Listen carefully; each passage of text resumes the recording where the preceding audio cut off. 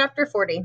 Lights blazed throughout the homestead. Gladers ran about, everyone talking at once. A couple of boys cried in a corner. Chaos ruled. Thomas ignored all of it. He ran into the hallway, then leaped down the stairs three at a time. He pushed his way through a crowd in the foyer, tore out of the homestead, and toward the west door, sprinting. He pulled up just short of the threshold of the maze, his instincts forcing him to think twice about entering. Newt called to him from behind, delaying the decision. Minho followed it out there, Thomas yelled when Newt caught up to him. A small towel pressed against the wound on his head. A patchy spot of blood had already seeped through the white material. I saw, Newt said, pulling the towel away to look at it. He grimaced and put it back. Shuck it, that hurts like a mother. Minho must have finally fried his last bit of brain cells, not to mention Galley. Always knew he was crazy. Thomas could only worry about Minho. I'm going after him. Time to be a bloody hero again? Thomas looked at Newt sharply, hurt by the rebuke. You think I do things to impress you, Shanks? Please, all I care about is getting out of here. Yeah, well, you're a regular toughie, but right now we've got worse problems. What? Thomas knew if he wanted to catch up with Minho, he had no time for this. Somebody, Newt began. There he is, Thomas shouted. Minho had just turned a corner up ahead and was coming straight for them. Thomas cupped his hands. What were you doing, idiot? Minho waited until he made it back through the door, then bent over, hands on his knees, and sucked in a few breaths before answering. I just wanted to make sure. Make sure of what? Newt asked. A lot of good you'd be taken with Galley. Minho straightened and put his hands on his hips, still breathing heavily. Slim it, boys. I just wanted to see if they went toward the cliff, toward the Griever hole. And, Thomas said, bingo. Minho wiped sweat from his forehead. I just can't believe it, Newt said, almost whispering. What a night. Thomas's thoughts tried to drift toward the hole and what it all meant, but he couldn't shake the thought of what Newt had been about to say when they saw Minho return. What were you about to tell me? He asked. You said we had worse. Yeah, Newt pointed his thumb over his shoulder. You can still see the bug and smoke. Thomas looked in that direction. The heavy metal door of the map room was slightly ajar, a wispy trail of black smoke drifting out and into the gray sky. Somebody burned the map trunks, Newt said. Every last one of them. For some reason, Thomas didn't care about the maps that much. They seemed pointless anyway. He stood outside the window of the slammer, having left Newt and Minho when they went to investigate the sabotage of the map room. Thomas had noticed them exchange an odd look before they split up, almost as if communicating some secret with their eyes. But Thomas could think of only one thing. Teresa, he asked. Her face appeared, hands rubbing her eyes. Was anybody killed? She asked, somewhat groggy. Were you sleeping? Thomas asked. He was relieved to see that she appeared okay, felt himself relax. I was, she responded, until I heard something shred the homestead to bits. What happened? Thomas shook his head in disbelief. I don't know how you could have slept through the sound of all those grievers out here. You try coming out of a coma sometime, see how you do. Now answer my question, she said inside my head. Thomas blinked, momentarily surprised by the voice since she hadn't done it in a while. Cut that junk out. Just tell me what happened. Thomas sighed. It was such a long story, and he didn't feel like telling the whole thing. You don't know Galley, but he's a psycho kid who ran away.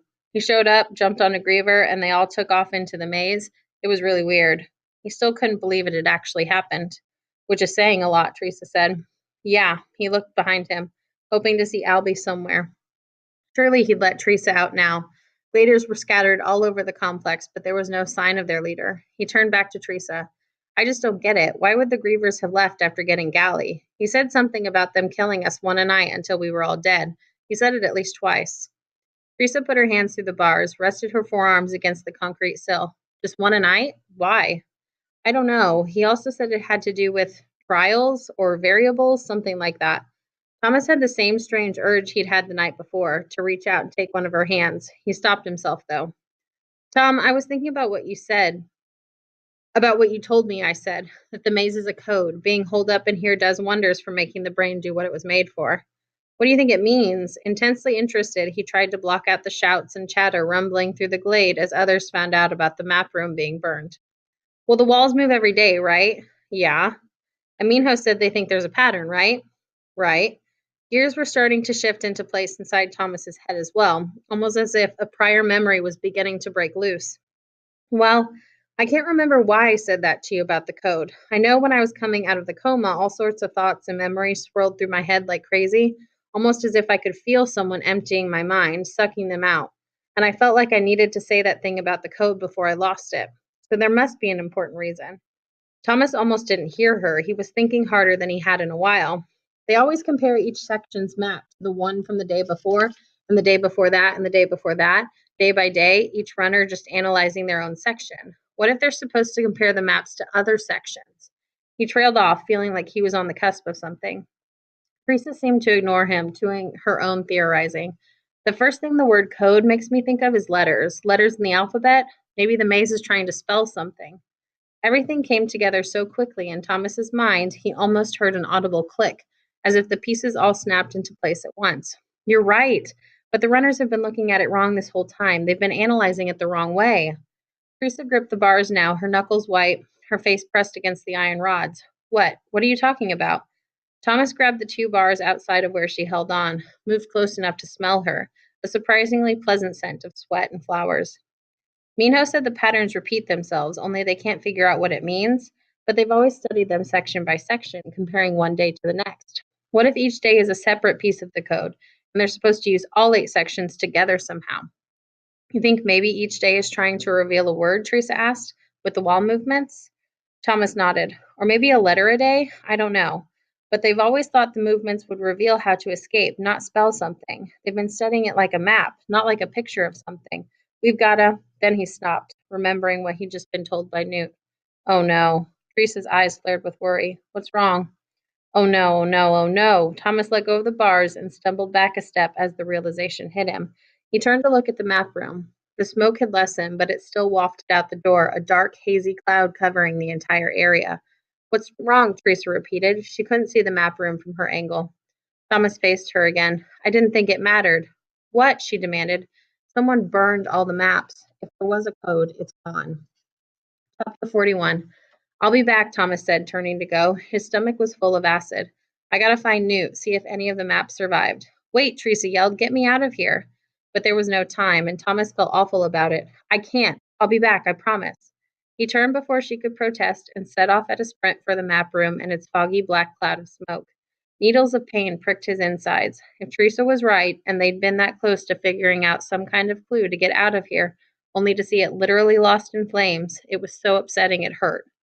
The first thing Thomas saw when he ran up was a group of bladers huddled just outside the large steel door, still ajar, its outer edge blackened with soot. But as he got closer, he realized they were surrounding something on the ground, all of them looking down at it. He spotted Newt kneeling there in the middle, leaning over a body. Minho was standing behind him, looking distraught and dirty, and spotted Thomas first. Where'd you go? He asked. Talk to Teresa. What happened? He waited anxiously for the next dump of bad news. Minho's forehead creased in anger. Our map room was set on fire, and you ran off to talk to your shuck girlfriend? What's wrong with you? Thomas knew the rebuke should have stung, but his mind was too preoccupied. I didn't think it mattered anymore, if you haven't figured out the maps by now. Minho looked disgusted, the pale light of fog of smoke making his face seem almost sinister. Yeah, this be a great frickin' time to give up. What the? I'm sorry, just tell me what happened. Thomas leaned over the shoulder of a skinny boy standing in front of him to get a look at the body on the ground. It was Albie, flat on his back, a huge gash on his forehead. Blood seeped down both sides of his head, some into his eyes, crusting there. Newt was cleaning it with a wet rag, gingerly, asking questions in a whisper too low to hear. Thomas, concerned for Albie despite his recent ill-tempered ways, turned back to Minho and repeated his question. Winston found him out here, half dead, the map room blazing. Some shanks got in there and put it out, but way too late. All the trunks are burned to a frickin' crisp. I suspected Albie at first, but whoever did it slammed his shuck head against the table. You can see where. It's nasty. Who do you think did it? Thomas was hesitant to tell him about the possible discovery he and Teresa had made. With no maps, the point was moot. Maybe Galley before he showed up in the homestead and went psycho? Maybe the Grievers? I don't know, and I don't care. Doesn't matter. Thomas was surprised at the sudden change of heart. Now who's the one giving up? Minho's head snapped up so quickly, Thomas took a step backward. There was a flash of anger there, but it quickly melted into an odd expression of surprise or confusion. That's not what I meant, Shank. Thomas narrowed his eyes in curiosity. What did? Just shut your hole for now. Minho put his fingers to his lips, his eyes darting around to see if anyone was looking at him. Just shut your hole. You'll find out soon enough.